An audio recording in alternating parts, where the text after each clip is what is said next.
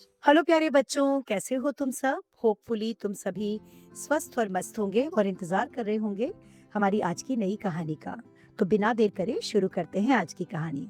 हमारी आज की कहानी रक्तबीज की है, रक्तबीज के अंत की। बहुत समय पहले की बात है, जब धरती पर अधर्म और अत्याचार बढ़ गया था। असुरों का आतंक इतना बढ़ गया कि देवता भी भयभीत हो गए। एक असुरों में एक सबसे भयानक और शक्तिशाली असुर था रक्तबीज। रक्तबीज जो एक अद्भुत वरदान उसको एक अद्भुत वरदान प्राप्त था। वो क्या? वो ये कि उसके शरीर से गिरने वाली हर एक बूंद खून से एक नया रक्तबीज पैदा हो जाता था।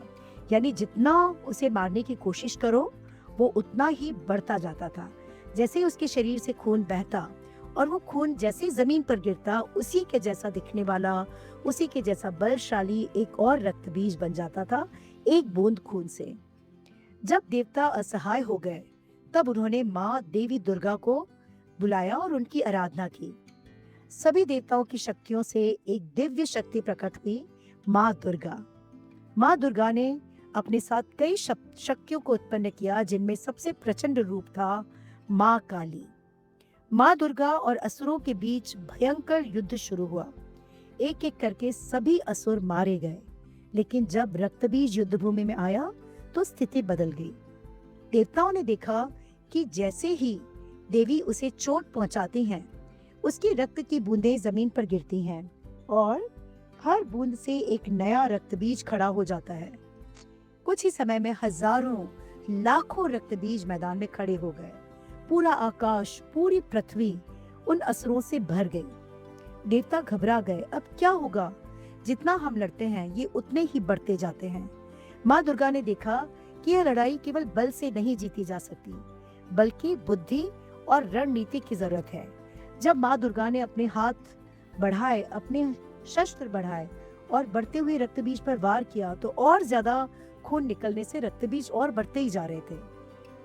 तब माँ दुर्गा ने माँ काली को आदेश दिया, हे काली, अब मैं रक्तबीज पर वार करूं, तब तुम उसकी एक भी बूंद धरती पर गिरने मत देना। माँ काली ने अपना विशाल रूप धारण किया। उनकी जीभ बहुत बड़ी हो गई और वे युद्ध भूमि में फैल गईं। अब जब माँ दुर्गा ने रक्तबीज पर हमला किया, तो माँ काली ने तेजी से उसकी हर गिरती हुई रक्त की बूंद को अपनी जीभ से पी लिया। एक भी बूंद जमीन पर नहीं गिरी। रक्तबीज जितना घायल होता था, उतना ही कमजोर होता गया, क्योंकि अब उसके खून में कोई नया असुर पैदा नहीं हो रहा था। अंत में माँ दुर्गा ने एक जोरदार वार किया और रक्तबीज का अंत हो गया, और सारा खून बह जाने से भी रक्तबीज कमजोर हो चुका था। रक्तबीज के मरते ही सारे असुर समाप्त हो गए। धरती पर फिर से शांति लौट आई। नदियां अपने पहले वाले स्थान पर बहने लगी, और देवताओं ने माँ दुर्गा और माँ काली की स्तुति की। तो इस तरह से बच्चों, माँ दुर्गा और माँ काली ने रक्तबीज का अंत किया और इस पूरी यूनिवर्स और धरती को इन असुरों के संताप से बचाया। ये थी हमारी स्टोरी, और ये स्टोरी हमारे एंशिएंट स्क्रिप्चर से है, ताकि आप समझ पाए कि नवरात्रि जो हम मनाते हैं, है ना, इसके पीछे क्या कथा है। हर कहानी, हमारी ये सारी जो स्टोरीज हैं जो हमारे एंशिएंट स्क्रिप्चर से हैं, इनमें ढेर सारे लेसन छुपे हुए हैं। तो आज की स्टोरी से हमने क्या सीखा? आज की स्टोरी से हमने सीखा, बुराई को जड़ से खत्म करना जरूरी है। अगर समस्या की जड़ को नहीं रोका जाए, तो वह बार बार जन्म लेती है। सिर्फ ताकत नहीं, बुद्धि भी जरूरी है। माँ दुर्गा ने समझदारी से रणनीति बनाई, तभी जीत संभव हुई। एक और चीज जो हमने सीखी वो ये, छोटी गलतियां भी बड़ी बन सकती हैं। जैसे रक्त की एक बूंद से नया असुर पैदा हुआ, वैसे ही छोटी बुराई भी बढ़ सकती है। और एक और चीज जो आज की स्टोरी में हमने सीखा वो ये, टीम वर्क की ताकत। माँ दुर्गा और माँ काली ने मिलकर काम किया, तभी तो विजय मिली। हमारे जीवन में भी रक्त बीज जैसी समस्याएं होती हैं, जैसे गुस्सा, ईर्ष्या, आलस या बुरी आदतें। अगर हम इन्हें केवल दबाते रहेंगे, तो वे बार बार बढ़ेंगी। लेकिन अगर हम इन्हें समझदारी से जड़ से खत्म कर दें, तो जीवन में सच्ची शांति और सफलता मिलेगी। और यही है आज की हमारी स्टोरी।